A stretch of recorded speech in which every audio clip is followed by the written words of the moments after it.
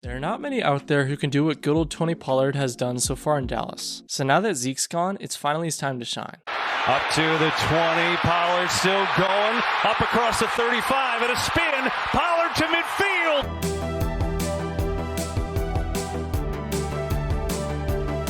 Back in '97, Tony Randall Pollard was born in Memphis, Tennessee, and after growing up a stud on the football field, he was a dominant two-way talent at Melrose High. Not only was Tony just a great wide receiver, but he was also a solid cornerback, and so he eventually led the team to a playoff appearance as a senior with over 1,200 yards and 20 touchdowns, and upon that was named to the All-District team. Even though Tony was impressive on both sides of the ball, he only got offers from this little school called Austin, PA, and the hometown Memphis Tigers, which in itself is pretty surprising considering the fact that he was a 3-star recruit out of Melrose. Nonetheless, the choice was about as easy as it gets, because although I'm sure Austin, PA is a great school, there was a solid 0% chance that he would pick them over the good old Memphis Tigers. So as you could guess, Tony chose to play close to home, and upon that, joined one of the most underrated teams in college football. Going into Memphis, Tony went from a two-way stud to a Swiss Army knife on the offensive side of the ball as he was able to put up a combined over 450 yards and 3 touchdowns in both the air and on the ground as only a redshirt freshman. For a touchdown this year. Tony Pollard ended the 20-year drought. If you thought Tony's play as a hybrid back was impressive, well, he did even better as a special team stud as one of the very best kick returners in college football with an over 28-yard average, and upon that was named the AAC Special Teams Player of the Year. So needless to say, it was not too shabby of a freshman year in my books, but stellar play by another freshman stud in Darrell Henderson outshadowed Tony's two-way talent, even though he was able to do his thing on special teams. Going into his sophomore year in 2017, Tony was looking to take his game to another level, and although he got practically the same number of touches considering the fact that Darrell put up over 1,100 yards and 9 touchdowns, Tony still did his thing with over 700 all-purpose yards and 6 touchdowns. Although the stat line may seem pretty underwhelming for someone who is as talented as Tony, the fact that he did that on 66 touches was proof enough that he was still doing his thing, just in a very unique situation. Short drop for Ferguson, steps, guns, end zone, caught, touchdown. That's Tony Pollard. Just like the previous year, even though Tony wasn't given all that much opportunity to prove himself on the offensive side, he did his thing in special teams once again as a repeat AAC Special Teams Player of the Year. All this in mind, it seemed like no matter what Tony did, he was productive. It was just a simple fact that Darrell was playing out of his mind that made it tough for him to get any recognition. Following back-to-back solid seasons with the Tigers, as a junior, the hope was there that Tony could get some more love on the offensive side. And even though Darrell somehow put up a ridiculous over 1,900 yards and 22 touchdowns, Tony was still able to do his thing with a combined over 1,000 yards through the air and on the ground, along with a pretty solid 9 touchdowns. Pollard breaks through, stays on his feet, and there goes Tony Pollard across midfield, inside the 30. Yet again, it was not too shabby of a junior year for Tony, and although he wasn't able to take the lead in Memphis, after what was a pretty solid career with the team, Tony decided to declare for the draft as one of the most underrated prospects in the whole shebang. The Dallas Cowboys select Tony Pollard, running back, Memphis. Sorry to stop the video, but since you're here, it'd be awesome if you could subscribe, like, turn on post notifications, and comment down below what you think Tony's going to do in 2023. But anyways, back to the video. Although he played second fiddle in Memphis to Darrell, he only went one round behind him as the 128th pick in the 4th round to the good old Dallas Cowboys. As once again, Tony was going into a situation where he was simply the complement to a workhorse back, but this time it was this dude. Begins with Elliott, breaking it into the secondary, and it's a foot race. Going into his rookie season in 2019, you would think that Tony would be more focused on the passing game as a yin and yang to Zeke in the rushing, but interestingly enough, he was able to get more attempts on the ground than he did in his first 2 years in Memphis, as he put up a solid over 450 yards and 2 touchdowns.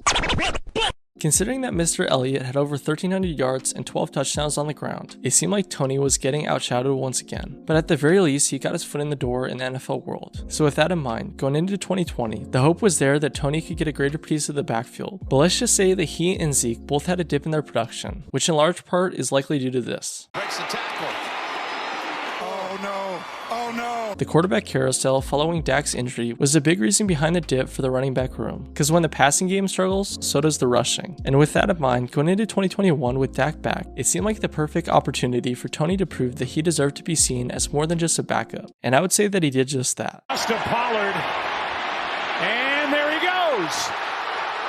Tony Pollard. Seems like Dallas realized just how good Tony could be with a bit more love, as he put up over 700 yards and 2 touchdowns on the ground on a super solid 5.5 yards per carry, along with an additional 330 through the air. I would consider that a pretty dang impressive stat line, but even more interesting than how well he played is how well he played in comparison to Zeke. Sure, Mr. Elliott may have put up over 1,000 yards and 10 touchdowns, but it was on over a yard less per carry in the exact same offense, which was proof enough that time wears on running backs more than probably any other position, because it seemed like the wear and tear of the past few years were coming back to bite Zeke. So going into 2022, it was very interesting to see what would happen between the two.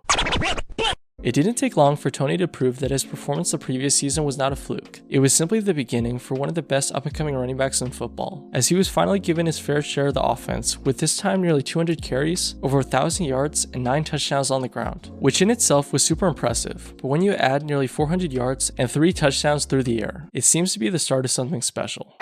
What a job Rush did. Cowboys complete it to Pollard in a sprint.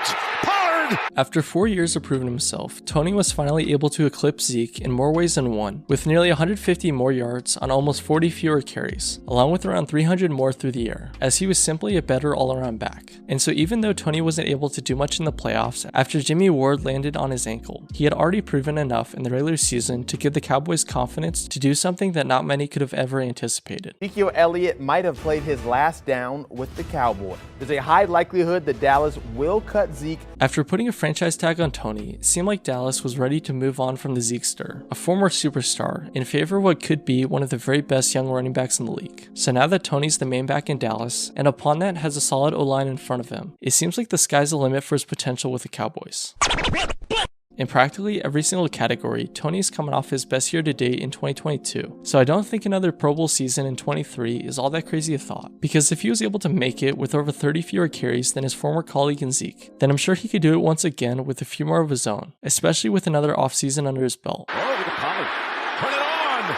Carlson, he gets past him. Look at Pollard taking it. If Tony could put together another impressive year in 2023, although he's a running back, a nice long-term deal could be on the table, especially for someone who seems to get better year after year. And luckily for him, since he spent 3.5 years as a backup, Tony doesn't have nearly as much tread on his tires as some of the other studs in his draft class. And that's one of the reasons why his future is so bright. We'll see what happens next season, because you really never know what will happen once he's the number one in the backfield, but based on how well Tony has done when he's been given the opportunity, I think he'll be able to take his game to the next level. But anyways, what do you guys think? Does Mr. Pollard have what it takes to be one of the very best running backs in football, or was last season just a flash in the pan? Comment down below your thoughts. Tony Pollard is one of the most talented players in football, so since Mr. Do-It-All is in a great spot with the Cowboys, it's going to be super exciting to see what he'll be able to do next. And sure enough, a first down and more.